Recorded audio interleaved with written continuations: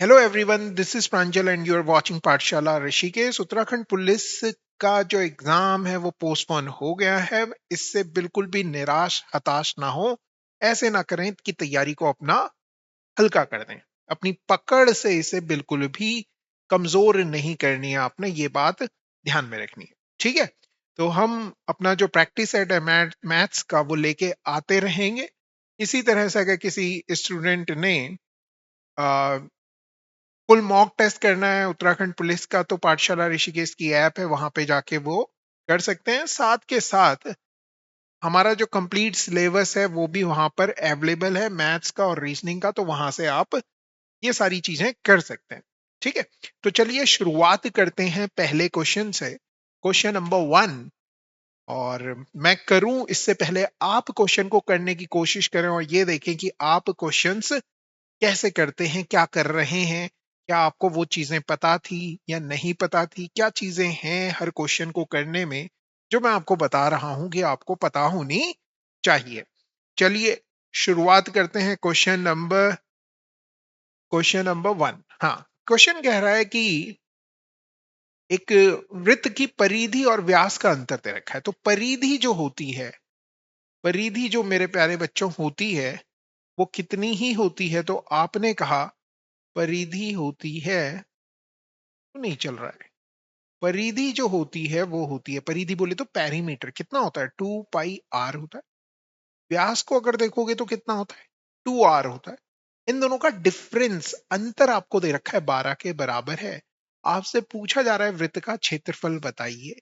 तो यहां से अगर आप ऑब्जर्व करेंगे तो 2 आर कॉमन आ जाएगा, पाई -1 ये आ गया। पाई की वैल्यू पुट करोगे तो भैया 22/7 -1 इक्वल टू 12। यहाँ पे 7 से गुणा कर लो, यहाँ पे भी 7 से गुणा कर लो। 22 में से 7 घट गए, इतना ही आ गया, 15 आ गया। 2r × 15/7 बराबर 12। 2 से इसे काटोगे, 2 छके 12, 3 पंजे 15, 3 दूनी 6। तो आर की वैल्यू आ गई आपके पास 14/5। ठीक, मगर आर से आपको क्या ही लेना देना है, आपको तो क्षेत्रफल बताना है। तो ये कुछ चीजें हैं, सारे फॉर्मूले इसमें अप्लाई हो गए। पाई r² की वैल्यू आपको निकालनी है। पाई की वैल्यू 22/7 होती है। क्षेत्रफल बोले तो एरिया पूछा जा रहा है आपसे। आर की वैल्यू आपको पता है 14/5 है, गुणा गए 14/5। 7 से काटोगे, 7 दूनी 14, 22 दूनी 44, 44 दूनी 88, 88 गुणा गए, ओ 7 करना है एक तरह से देखा जाए। और इसे 25 से डिवाइड कर लेना। 25 से डिवाइड करना भी आसान है, यहाँ 4 से गुणा कर लो और यहाँ 4 से और गुणा कर लो, ठीक है? तो अगर मैं ऑप्शंस को देखूं तो पॉइंट में आना चाहिए 4 × 8 = 32, 2 × 2 = 14। तो मुझे लगता है कि ऑप्शन नंबर ए ही होगा। किस तरह से कर दिया? यूनिट डिजिट देख करके मैंने कर दिया कि 24.64 आंसर आना चाहिए। एक बार फिर से देख लेता हूँ। 8×7 = 56, 6×4 = 24। हाँ, पॉइंट के बाद 2 डिजिट आएंगी क्योंकि 100 नीचे आ गया। ठीक है जी, तो इस तरह से ये क्वेश्चन आप कर सकते हैं, करना चाहिए था आपको ये सवाल। अगला क्वेश्चन देखिए, पी क्यू आर का अनुपात दे रखा है इतना, उनका योग इतना दे रखा है। पी और आर के अंतर पूछ रहा है। पी और आर का जो अंतर होगा वो 3 का मल्टीपल होना चाहिए। केवल एक ही ऑप्शन है जो 3 का मल्टीपल है और कोई ऑप्शन नहीं है, यही आंसर हो जाएगा। क्या इस तरह से नहीं कर सकते थे? बिना पेन चलाए हुए कैसे करें मैथ्स के सवाल? इस तरह से कर सकते हैं। क्या देखा आपने? पूछा क्या जा रहा है? पी और आर के बीच का अंतर बताइए। तो अंतर कितना है? 3 है। 3 का मल्टीपल होना चाहिए। देखो कितने ऑप्शन 3 के मल्टीपल है। ये नहीं है, 3 से डिवाइड होता, ये भी नहीं होता, ये भी नहीं होता, एक ही ऑप्शन है। वैसे करते क्या, इन तीनों का योग करते। 14 और 6 = 20। 20 की वैल्यू दे रखी है 400। 20 से काट देते, एक की वैल्यू आ गई 20। अंतर पूछ रहा है इन दोनों का 3, तो 20×3 = 60, 60 आ गया। वैसे भी ज्यादा टाइम नहीं लग रहा था, मगर बहुत ही ज्यादा जल्दी अगर आप सोच रहे हैं कि कैसे करें तो ये मल्टीपल से भी कर सकते हैं। अगला क्वेश्चन कह रहा है निम्नलिखित में से कौन सी संख्या 9 से विभाज्य है? 9 से डिवाइड हो सकती है। तो 9 की डिविजिबिलिटी क्या कहती है? अंकों का योग। अंकों का योग 9 से विभाजित होना चाहिए, 9 से विभाजित होना चाहिए, विभाजित होना चाहिए। आ गई बात समझ में? आपने बोला हाँ जी आ गई। तो 9 देखो जी, 4 4 8 और एक 9 कट गए, कितना बच गया? आपने बोला 2।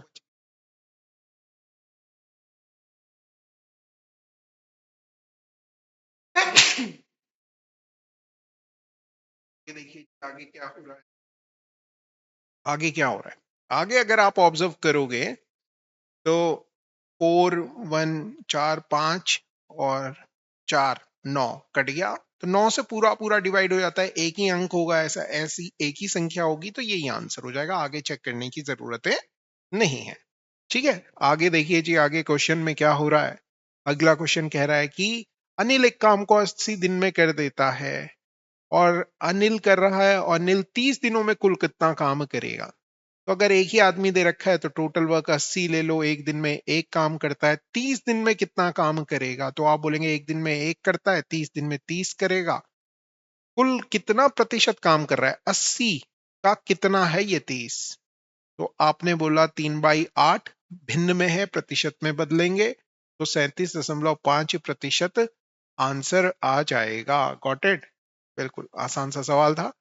बोल रहे 17 प्राकृतिक संख्याओं के वर्गों का औसत कितना होगा। कल भी जो हमने सेशन किया था उसमें मैंने आपसे कहा था कि ये फॉर्मूला याद रखो, 1² + 2² + 3² dot dot dot dot n के स्क्वायर तक का जो फॉर्मूला है वो है n+1 2n+1 अपॉन 6। क्या है ये? योग का फॉर्मूला है, सम का फॉर्मूला है।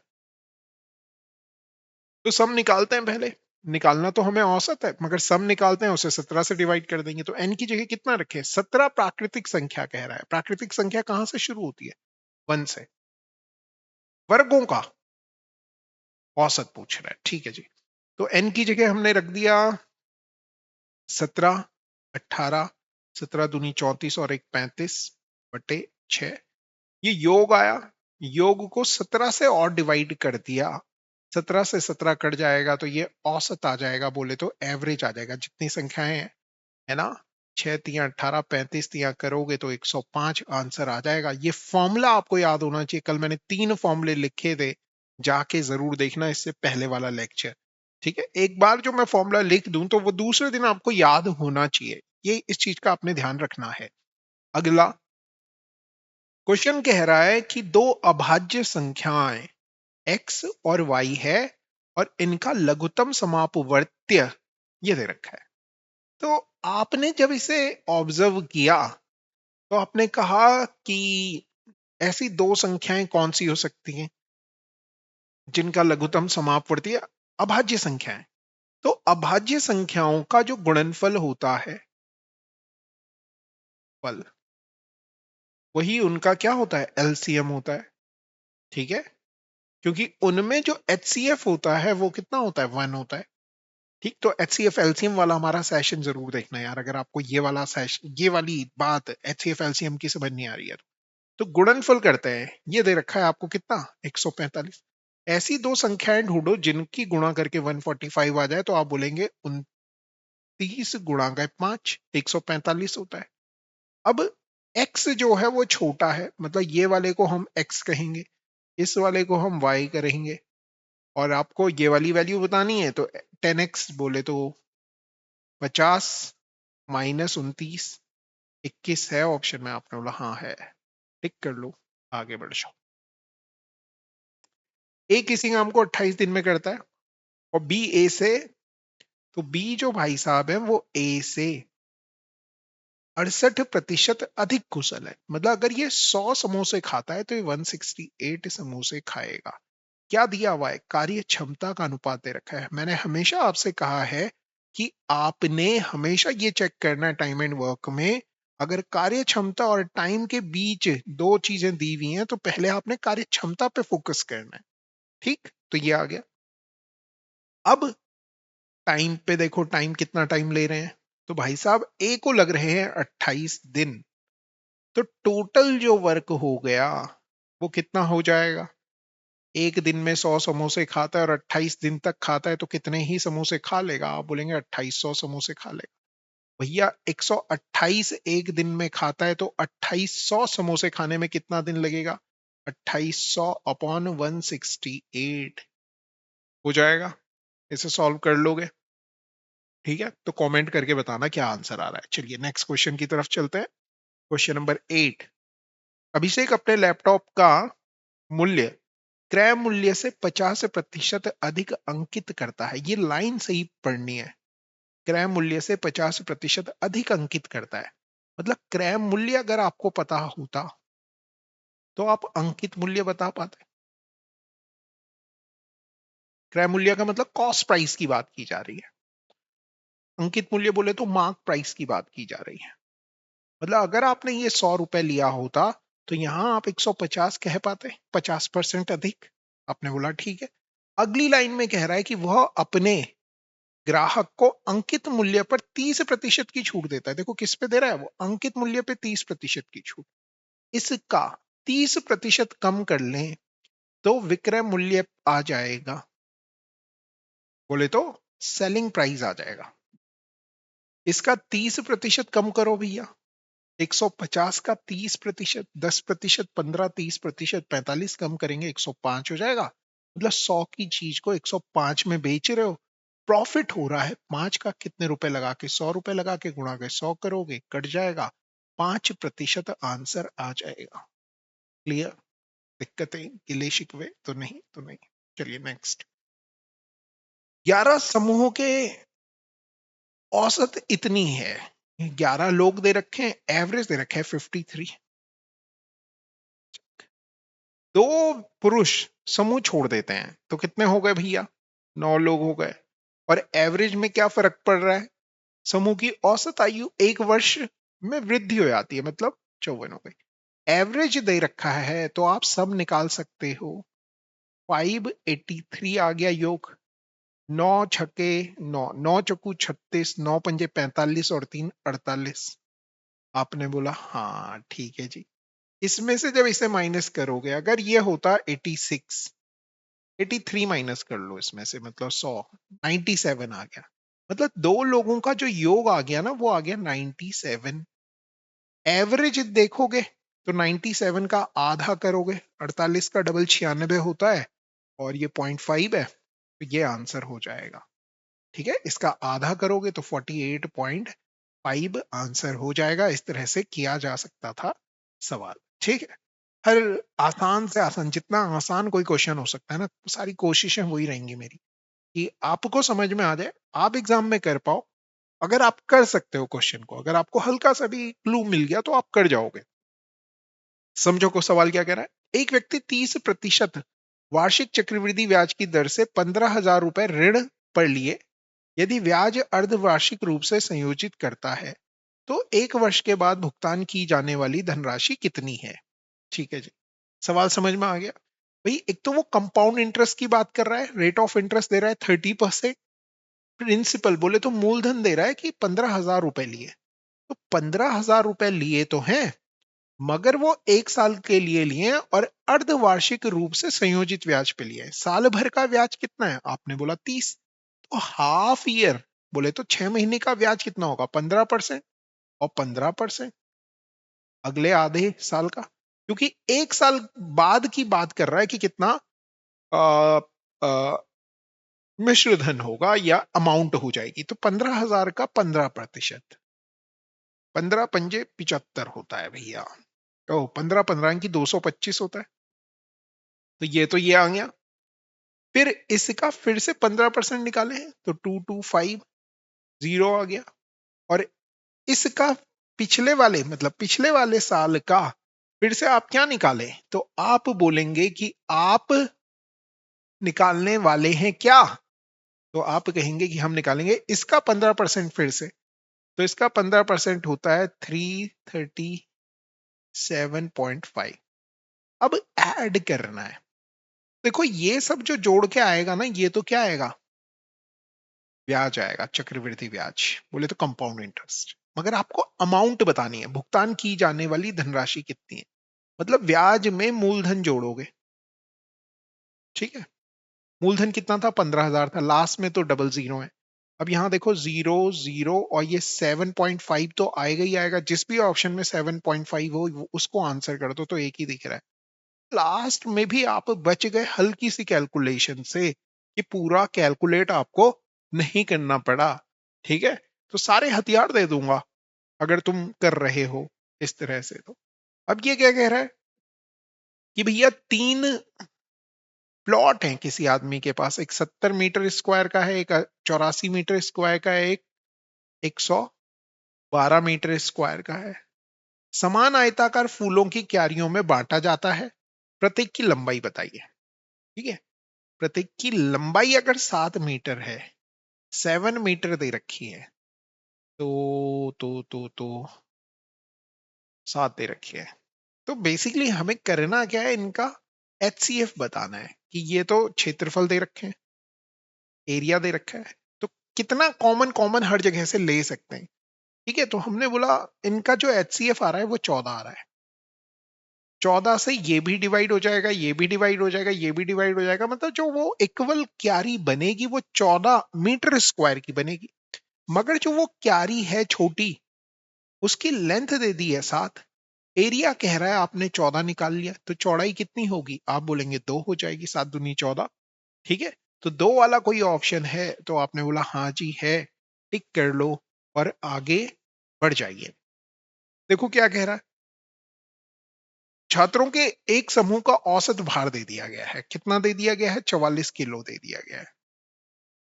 और 40 किलो भार वाला एक छात्र समूह छोड़ देता है, मतलब 40 किलो वाला बच्चा, मतलब ये ले लो कि n लोग हैं, उनका एवरेज 44 है। एक बच्चा क्लास से जा रहा है 40 वाला, और एक बच्चा उसकी जगह आ रहा है 34 वाला। ठीक है, इन दोनों के डिफरेंस की वजह से जो भी डिफरेंस आएगा वो n लोगों में बट जाएगा। अगर इन दोनों का डिफरेंस ज्यादा है तो वो एक्स्ट्रा इन n लोगों में बढ़ जाएगा, और अगर वो कम है तो इनमें से कम हो जाएगा। तो एवरेज देखो, पहले 44 था, अब कितना हो गया, 43.4 हो गया। मतलब इतने की अगर मैं बात करूं, तो ये जो आया डिफरेंस, इसकी वजह से 0.6 एवरेज कम हो गया। ये भी नेगेटिव में आ रहा है। ठीक है जी, इन दोनों का डिफरेंस क्या, -6/n बराबर -0.6, माइनस से माइनस कट जाएगा, पॉइंट यहां हट गया, 6 से कट गया, 10 आ गया, n की वैल्यू आ जाएगी 10। मतलब क्लास में कितने बच्चे थे या हैं, तो आप कहेंगे 10 बच्चे हैं।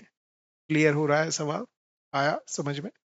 अगला दोबारा से वही आया, एक निश्चित धनराशि, एक तो 1.5 साल के लिए और 3.5 साल के लिए 12% वार्षिक की दर से ब्याज के बीच का अंतर दे रखा है। अब एक निश्चित धनराशि है, मतलब P रुपए है, इसे इतने साल के लिए अगर इन्वेस्ट किया जाता, रेट ऑफ इंटरेस्ट 12% है, तो आप बोलते इंटरेस्ट जो आएगा PR की जगह मैं रखूंगा 12, टाइम की जगह मैं रखूंगा 3/2/100, ये इंटरेस्ट आएगा। दूसरी जगह अगर मैं देखूंगा तो P ही रुपए रख रहे हैं, कितने साल के लिए,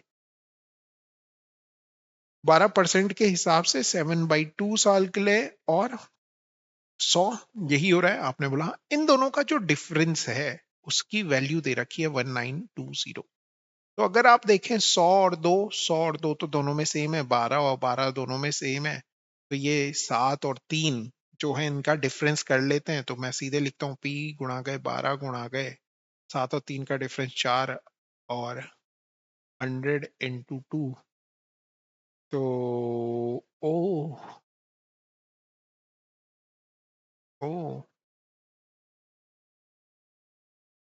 3.5 और 1.5, एक ही साल का डिफरेंस आ रहा है। ये 1.5 है, 3.5, 1.5 का डिफरेंस, इससे ये कट जाएगा, 2 आना चाहिए, मगर मेरा तो हाँ 2 आ तो रहा है, 24% आ रहा है।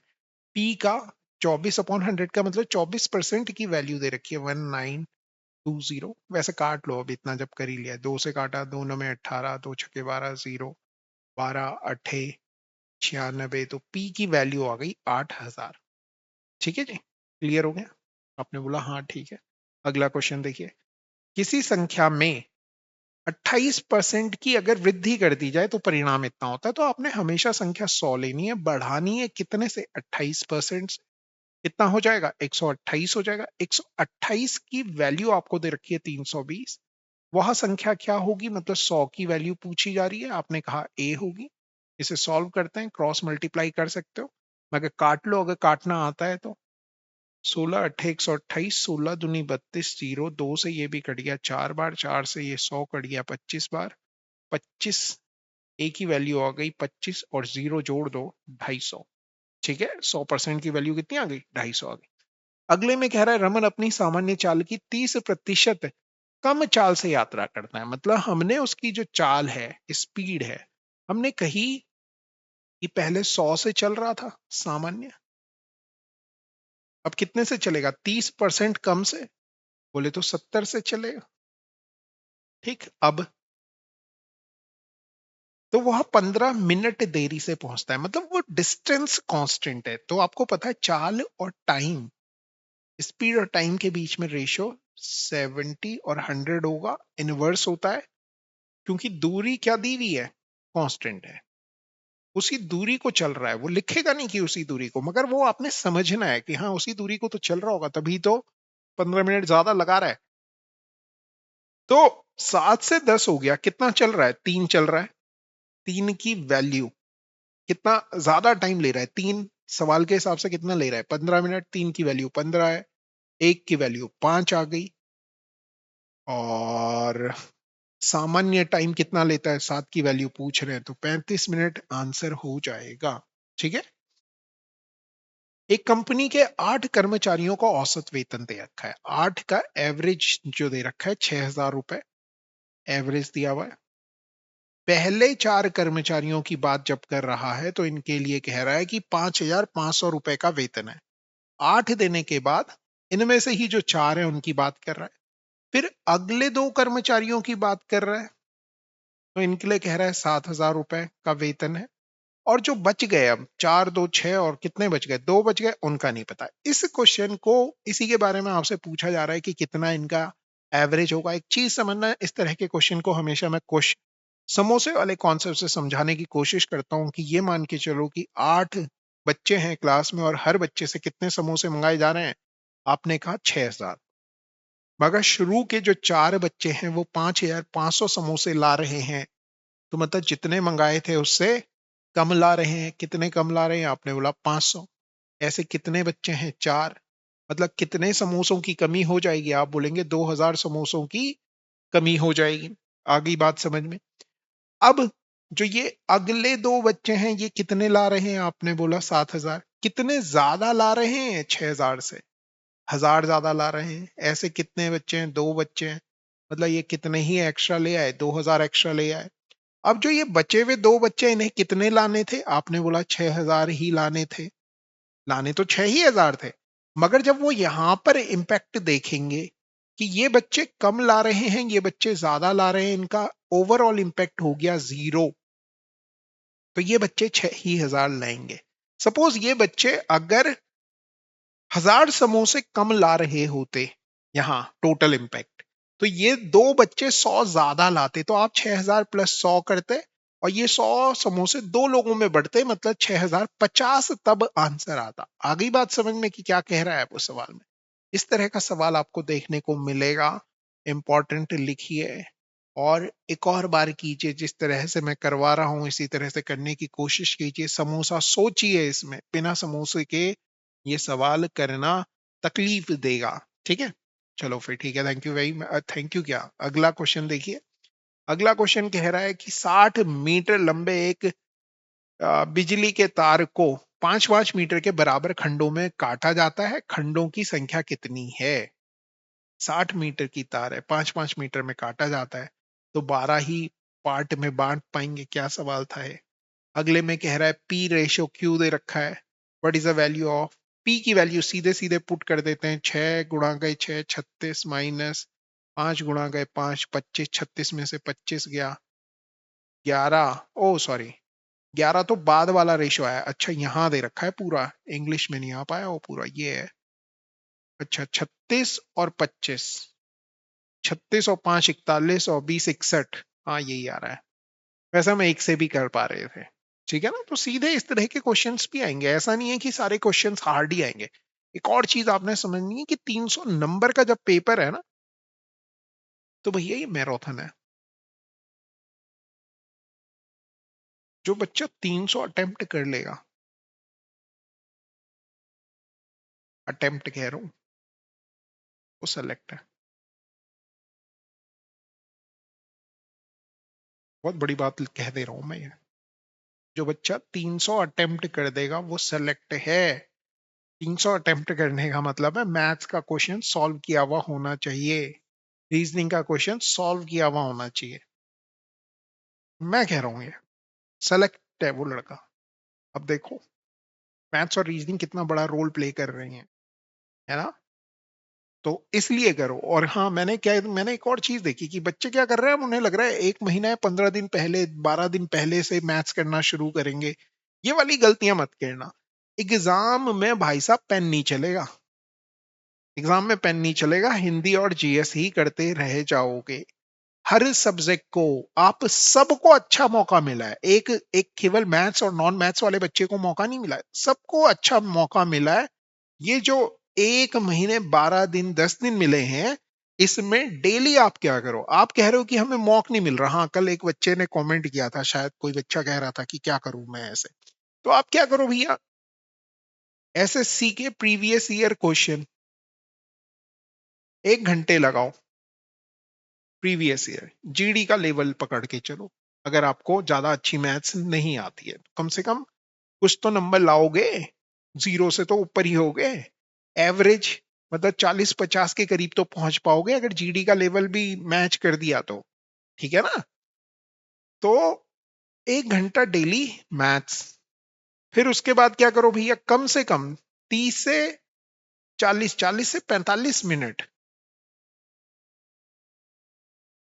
क्या करो, रीजनिंग करो। डेली करनी है तभी वहां हो पाएंगे क्वेश्चंस, अदरवाइज भूल जाओ। तो दो, और फिर आपका जीएस वाला है, वो तो आप पूरे दिन भर करते ही हो, है ना। तो ये एक तरह से प्रैक्टिस सेट बन जाएगा आपका। तो आपको ज्यादा इधर उधर सोचने की जरूरत नहीं है कि डेली प्रैक्टिस सेट नहीं मिल रहे, मैं क्या करूं क्या ना करूं। इन सब चीजों में मत जाओ। मिल रहा है प्रैक्टिस सेट, आपके पास है, हो पा रहे हैं नहीं हो पा रहे, ये क्वेश्चन करते जाओ। इस तरह से उठाओ, है ना। गूगल पे लिखो कंपाइलेशन। कंपाइलेशन किसका compilation, SSC GD maths paper compilation. इसमें कोई भी चैनल आएगा, उसकी पीडीएफ मिल जाएगी, वहां से डाउनलोड करना मैथ्स के। ऐसे ही रीजनिंग का भी कंपाइलेशन उठाओ और करना शुरू करो। ठीक है, करते रहोगे तो वहां पे दिमाग चलेगा, अलग तरह का क्वेश्चन भी आएगा तो कर पाओगे।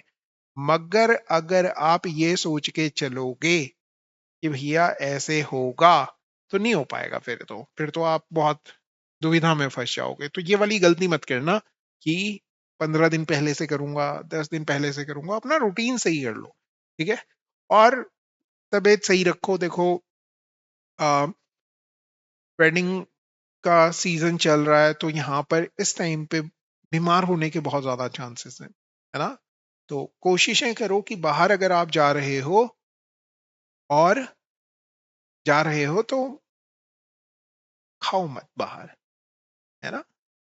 तो encoding overloaded, consider turning down video setting. Okay, ठीक है। तो इस तरह से आप कर सकते हैं। चलिए अगला देखते हैं। अगले में क्या कह रहा है, एक्स और वाई का रेशो दे रखा है। अगर इतने पे फोकस करोगे तो आपने कहा एक्स और वाई का रेशो कितना दे रखा है, 3:8 दे रखा है।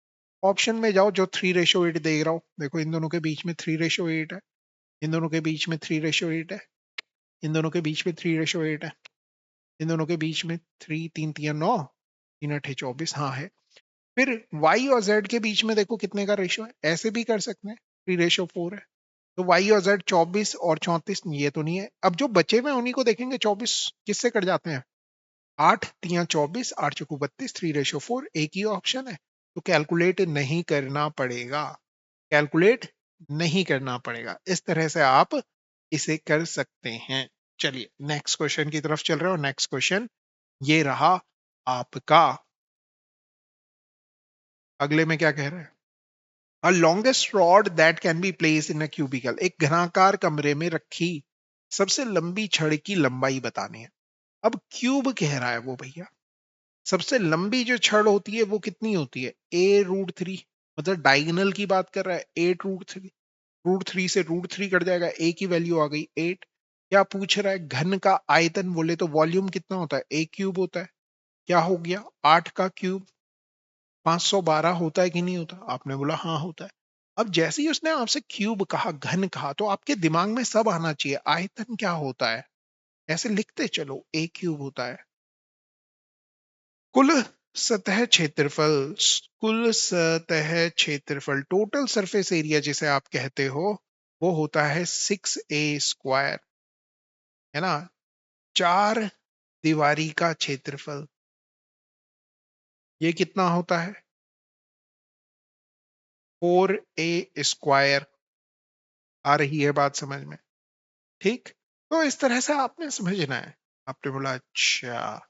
और डायगोनल, विकर्ण जो होता है घन का, तो जब भी कोई क्वेश्चन आए तो वो क्वेश्चन तो करो करो, साथ में उसके जितने फॉर्मूले हैं वो भी बार बार लिखते चलो। ऐसे ही ये तो आपने घन का लिखा, घनाभ का साथ में लिखो कि हाँ घनाभ के मुझे याद है या नहीं है। अगर याद है, सही से याद है, तब तो कोई दिक्कत नहीं। अगर याद नहीं है, आप अभी अभी याद कर रहे हो, तो वो लिखते हुए चलो कि हाँ वॉल्यूम जो होता था, आयतन LBH होता था। कुल सतह क्षेत्रफल 2LB plus BH plus HL होता था। लेटरल सरफेस एरिया या चार दीवारी का जो क्षेत्रफल होता था वो होता था 2L+B × H।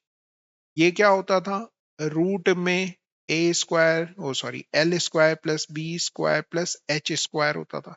तो इस तरह से फॉर्मूले लिखो, बार बार लिखोगे तो याद रहेगा और कर पाओगे एग्जाम में। अगला क्वेश्चन देखिए भैया, अगला क्वेश्चन बहुत ही ज्यादा प्यारा है।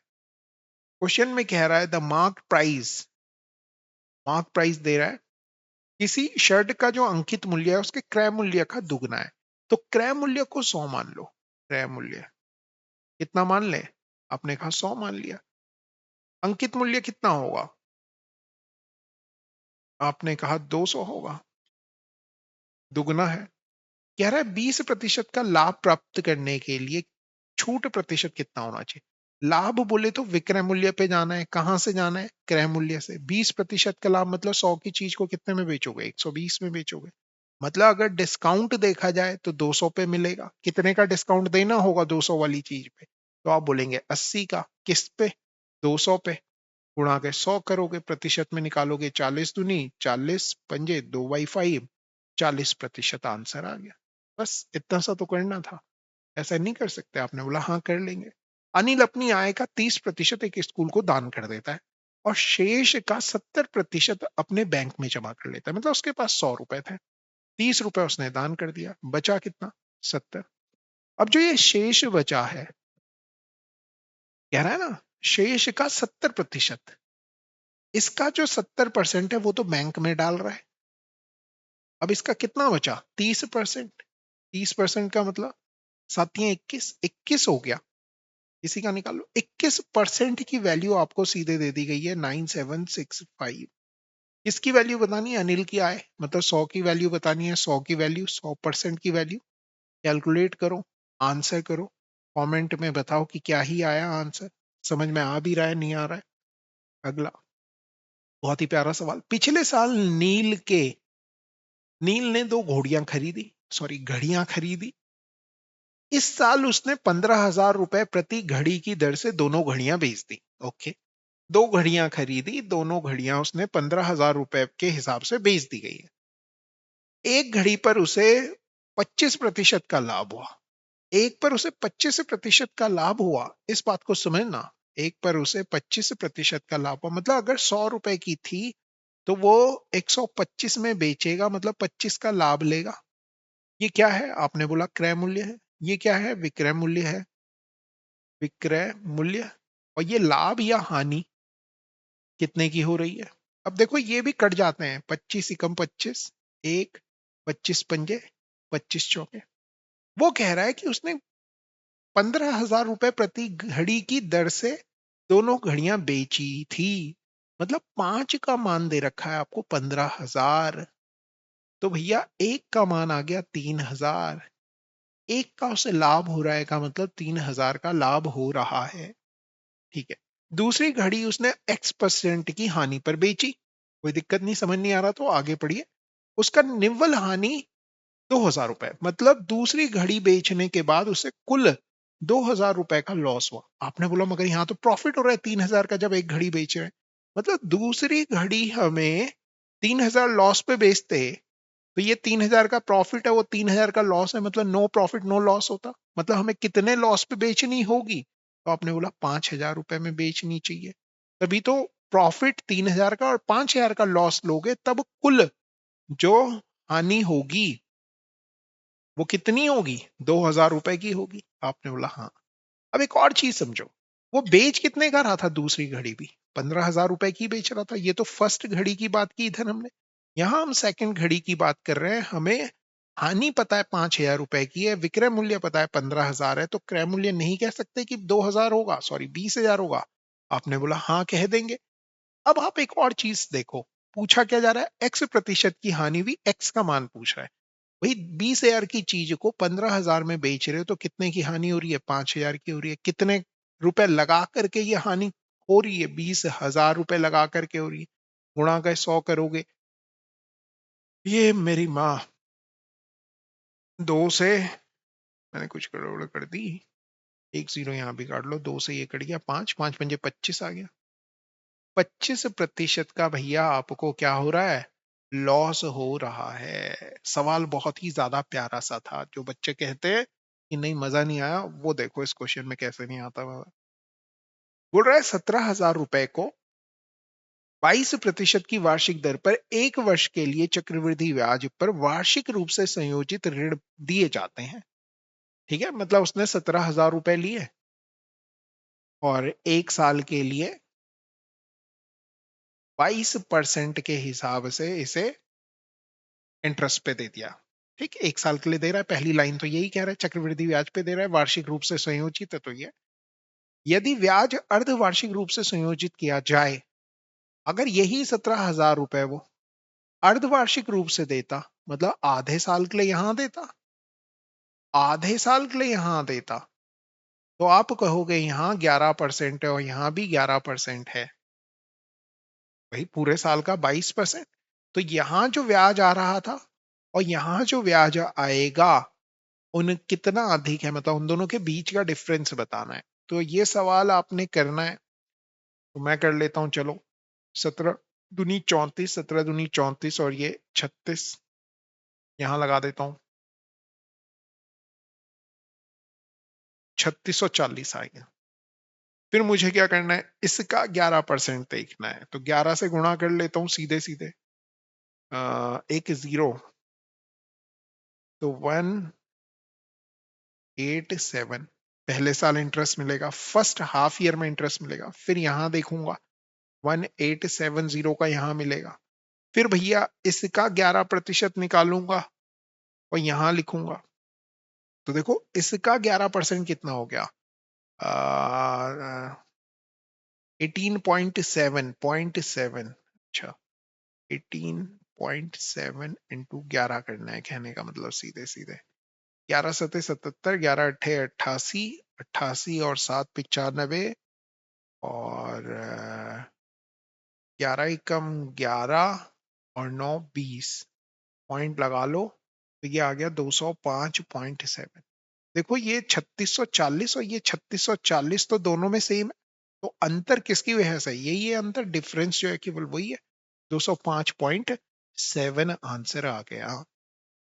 5 क्रमागत विषम संख्याओं का औसत दे रखा है 21। क्रमागत कह रहा है और विषम कह रहा है, बीच का नंबर 21 है, तो भैया ये कितना होगा? विषम कह रहा है 23 होगा, इधर क्या होगा? 19 होगा, इधर क्या होगा? 25 होगा, इधर क्या होगा? 17 होगा। आपने बोला हाँ, बीच में आ गया 21, एवरेज। क्या पूछ रहा है? सबसे बड़ी संख्या पूछी जा रही है, तो सबसे बड़े नंबर को देखोगे कितना ही आ गया, 25 आ गया। क्लियर? अगला क्वेश्चन देखिए, अगला क्वेश्चन क्या कह रहा है ऑप्शन में? ये है। सबसे छोटा पूछता तो ये हो जाता। तो इस तरह के क्वेश्चन ना देखने के लिए मिलेंगे, और जब एग्जाम में आएंगे तब याद करोगे हमें। टॉम और जेरी एक काम को, एक टॉम है और एक जेरी एक काम को 9 दिनों में पेंट करते हैं। यदि टॉम अकेले उस काम को 15 दिन में पेंट कर सकता है, तो जेरी अकेले उस काम को, तो सीधा सा सवाल है, 15 नंबे 135। ये 15 काम करता है, ये 9 काम करता है, तो आपने कहा दोनों मिलके 15 समोसे खाते हैं, टॉम अकेला 9 खाता है, मतलब जो जेरी होगा वो 6 समोसे खाएगा। 6 के हिसाब से 135 काम करने में 135 बाई 6 दिन लगेंगे। 3 दूनी 6, 3 चौके 12, 3 पंजे 15, 45/2 ऑप्शन में है। आपने बोला हाँ जी है, टिक कर लो और आगे बढ़ जाओ। अगला क्वेश्चन देखिए, एक शंकु की ऊंचाई दे रखी है, हाइट दे रखी है 24, यहीं लिख लेता हूं। आधार की त्रिज्या दे रखी है, ये शंकु का आयतन पूछ रहा है, तो इससे आसान क्वेश्चन, वॉल्यूम बराबर 1/3 पाई आर स्क्वायर एच होता है, आयतन इसका शंकु का। अब जैसे शंकु दिया ना उसने, तो आपने कर्व सरफेस एरिया या वक्र पृष्ठीय क्षेत्रफल फॉर्मूले तो कम से कम रिकॉल करो ना, ये क्या होता है, ये क्या होता है। तो आपने बोला पाई आर एल होता है।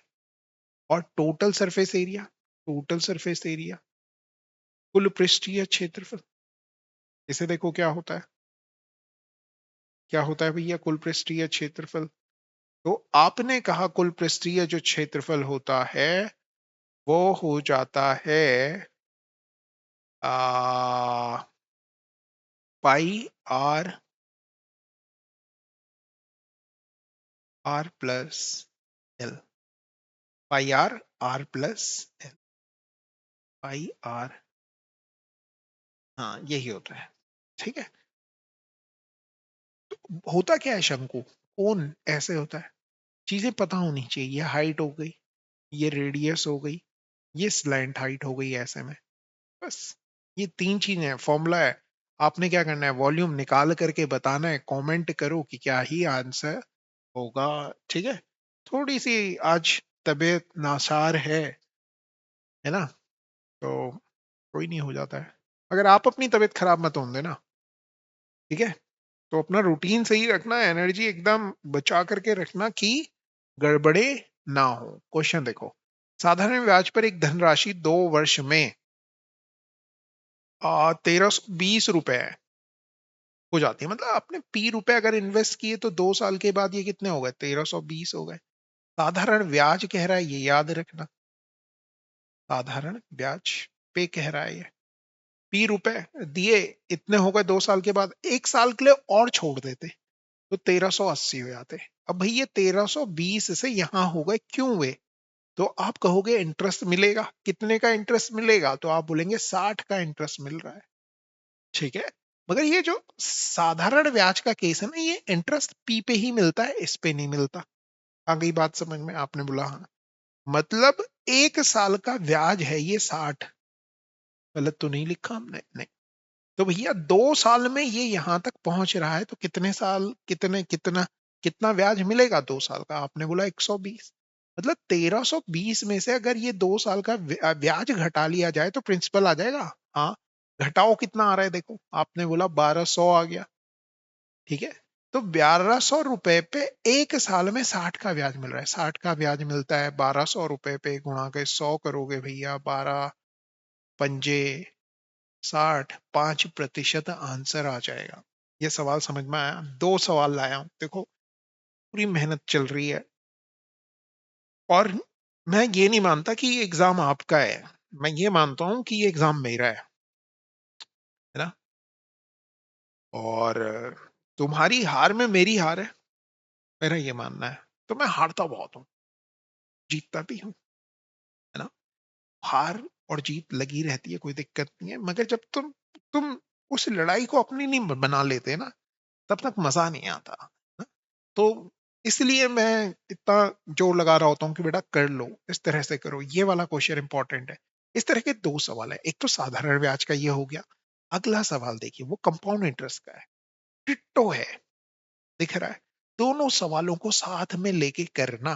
देखो क्या कह रहा है, एक मूलधन चक्रवृद्धि ब्याज पर, मतलब कंपाउंड इंटरेस्ट का क्वेश्चन कह रहा है, एक निश्चित दर पर वार्षिक ऋण पर दी जाती है 1 वर्ष के बाद। देखो डिट्टो है ना, ₹P थे, 1 साल के बाद कितने हो गए, आपने बोला ₹1150 हो गए, और 2 साल के अंत में इतने हो गए, मतलब 1 साल और रखे जाते तो 1322.5 हो जाते। तो इंटरेस्ट कितने का मिल रहा है, इन दोनों का डिफरेंस कर लेते हैं, अगर मैंने कैलकुलेशन में कोई गड़बड़ियां नहीं की है तो 1322 इसी में से घटा लेता हूँ, 1150.0 घटा लेते हैं, 0.5 आ गया, 12 का तो 2 ही आ गया, 12 में से 5 गया 7 आ गया, तो 72.5 आ गया। अब ये 72.5 जो है ये इंटरेस्ट है 1 साल का, मगर ये इसी पे मिल जाएगा। क्यों मिल जाएगा भैया, क्योंकि कंपाउंड इंटरेस्ट का केस है। सिंपल इंटरेस्ट के केस में प्रिंसिपल पे ही होता है वो हमेशा। पिछले वाले साल का जो अमाउंट है 1150, जो मिश्र धन है उसका ही ये इतना प्रतिशत है, मतलब उसी पे परसेंटेज निकाल करके ये आ रहा है।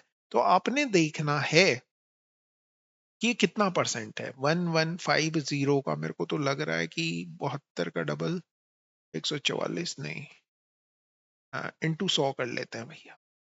ये पॉइंट हटाया, ये हट गया, 0 से 0 हट गया, 115, 5 से काट लो, 5 दूनी 10, 5 तियां 15, 5 से काटा, 5 एकम 5,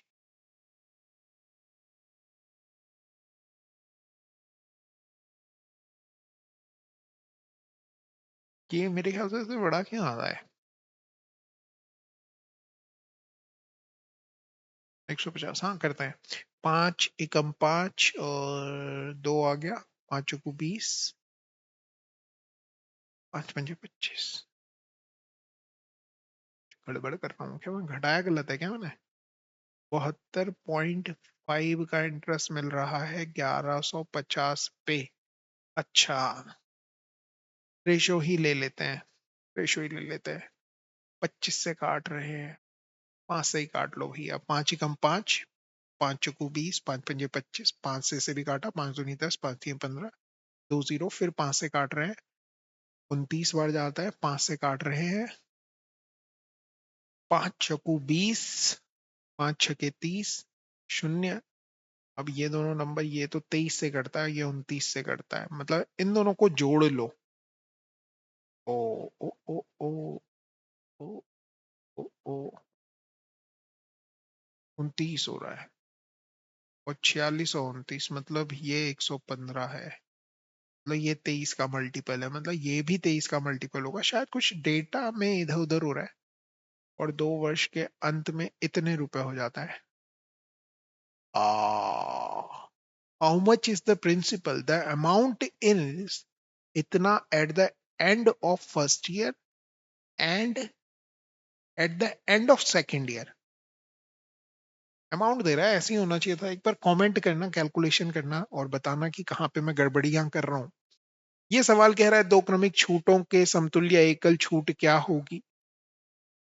तो आपने क्या किया, आपने कहा 100 की चीज को 85 में बेच रहे हो, फिर 100 की चीज को 90 पे बेच रहे हो, 0 से 0 कट गया, 5 17 बार 5, 2 बार 17 नंबर 153 होता है, अपॉन 200 होता है। 200 की चीज पे कितने का डिस्काउंट मिल रहा है, 47 का 200 पे मिल रहा है।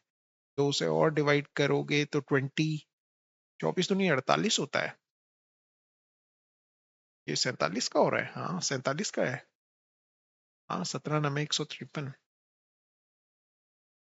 हाँ सही है। तो ये 23.5% का लॉस हो रहा है, मतलब डिस्काउंट मिल रहा है। अगला देखो, गड़बड़ किया क्या, नहीं सही है। इसीलिए मैं जल्दी जल्दी रैप अप कर रहा हूँ कि कहीं कुछ गड़बड़ गुड़बड़ ना करते, मैं कल फिर आऊंगा, रुकने वाले तो बेटा हम भी नहीं है, ठीक है ना।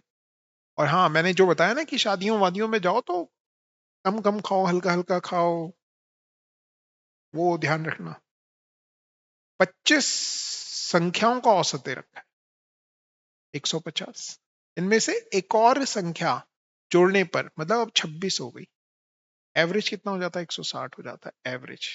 पुराने तरीके पे आ जाए, मतलब जो 26वीं संख्या है वो अगर 185 समूह से लाता तो कोई फर्क नहीं पड़ता, मगर उसके आने के बाद जो समोसे हैं 10 बढ़ गए। कितने लोगों के? 260 लोगों के। मतलब वो टोटल कितने समोसे लाया? 150 तो अपने लिए लाया और 10 एक्स्ट्रा लाया कितने लोगों के लिए? 26 लोगों के लिए। तो 260 150 में जोड़ोगे तो ये आ जाएगा 410 आंसर। ठीक है जी, क्लियर। अगला क्वेश्चन, 28 परीक्षणों का एवरेज दे रखा है 53। ठीक, 28 बच्चे हैं क्लास में, हर बच्चा कितने समोसे खा रहा है? 53 समोसे खा रहा है। 11 परीक्षणों की बात की जाए तो एवरेज 54 हो जाता है। और अंतिम 11 परीक्षणों का औसत, ये तो फर्स्ट 11 और ये लास्ट 11 है, लास्ट 18 है, इनका कह रहा है 52.5 हो जाता है। अब एक चीज समझना, जो शुरुआत के 11 बच्चे, मतलब हर क्लास में हर बच्चे से कितने समोसे मंगाए गए? 53।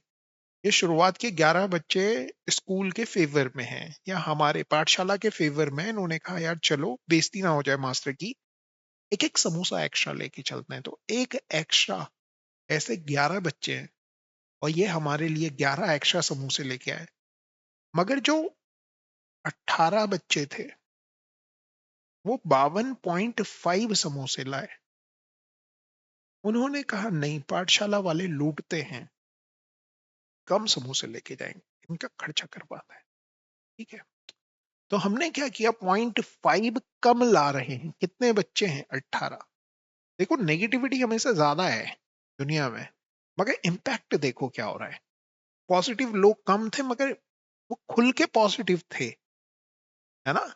और जो नेगेटिव लोग थे, वो नेगेटिव तो बहुत सारी जनता है, मगर जो नेगेटिविटी का इम्पैक्ट है ना वो कम है अगर पॉजिटिव लोग रहें साथ। तो यहाँ पे क्या हो रहा है, 11 ज्यादा समोसे आ गए, यहाँ देखोगे तो 9 समोसे कम आए। इन दोनों का मिला करके देखोगे तो पाठशाला में 2 समोसे अभी भी एक्स्ट्रा आ रहे हैं। अब एक चीज देखो, बच्चे कितने थे टोटल? 28 बच्चे थे, मगर यहाँ 11 और 18 जोड़ोगे तो कितने हो गए? 29 हो गए। मतलब एक बच्चा 2 बार आ रहा है। अगर वो बच्चा एक ही बार आता तो एवरेज का जो ये डेविएशन होता ना, ये 0 होता, कोई फर्क नहीं पड़ता। या फिर अगर वो 53 ही समोसे लेके आता तो भी कोई फर्क नहीं पड़ता, एवरेज के बराबर ही वैल्यू लेके आता तो भी कोई फर्क नहीं पड़ता। लेकिन उसके आने के बाद एवरेज क्या हो जा रहा है? तो आपने कहा उसके आने के बाद जो एवरेज है वो बढ़ रहा है। दो, मतलब वो दो एक और बार आ रहा है। एक ही बार आता तो कोई फर्क नहीं था, उसके 2 एक्स्ट्रा भी खप गए थे। मगर एक और बार आ रहा है तो उसके 53 तो खप ही जाएंगे, मगर वो जो 2 एक्स्ट्रा हैं वो ज्यादा है। तो 53 तो है ही, प्लस वो 2 और ला रहा है, मतलब वो 55 समोसे ला रहा है। 11वां प्रेक्षण। इस तरह से ये सवाल होगा और शायद इसके बाद लास्ट सवाल है, 3 अलग अलग संख्याओं का लघुत्तम समापवर्त्य। तो हमने एच सी एफ एलसीएम जो पढ़ा था उसमें हमने कहा था LCM equal to H X Y. मतलब एलसीएम को आप एच में किसी से गुणा करके बना सकते हो, या हम ये कहें कि जो एलसीएम होगा वो पक्का पक्का एचसीएफ का मल्टीपल होगा। एचसीएफ में किसी नंबर से गुणा करेंगे तब एलसीएम मिल रहा है। आपको कह रहा है कि एलसीएम जो दे रखा है 120 दे रखा है, और इनमें से कौन एचसीएफ नहीं हो सकता। तो आपने चेक करना है कि कौन सा नंबर 120 को नहीं डिवाइड कर रहा। जो डिवाइड नहीं कर रहा वो नहीं होगा। जैसे 15 से 120 डिवाइड होता है, आपने बोला हाँ ये हो सकता है। 40 से 120 डिवाइड हो रहा है, हाँ हो सकता है। 20 से 120 डिवाइड होगा, आपने बोला हाँ हो सकता है। 16 से क्या 120 डिवाइड होगा? आपने बोला नहीं होगा। 16 से डिवाइड नहीं हो रहा, इसलिए ये आंसर हो जाएगा कि ये एचसीएफ नहीं होगा। चलो फिर ठीक है, थैंक यू वेरी मच। कल फिर मुलाकात होगी, दुआएं करना कि कल आ जाऊं मैं, ठीक है? चलो फिर ठीक है, thank you very much, have a nice day, पढ़ते रहो करते रहो। आपको हमारा सेशन कैसे लग रहा है कमेंट करके जरूर बताइए, और लाइक कमेंट शेयर आपकी मर्जी है, लेकिन सवाल जरूर करना यार। लाइक कमेंट शेयर तुम्हारे रिजल्ट पे हम ले ही आएंगे। चलो फिर ठीक है, thank you very much, have a nice day.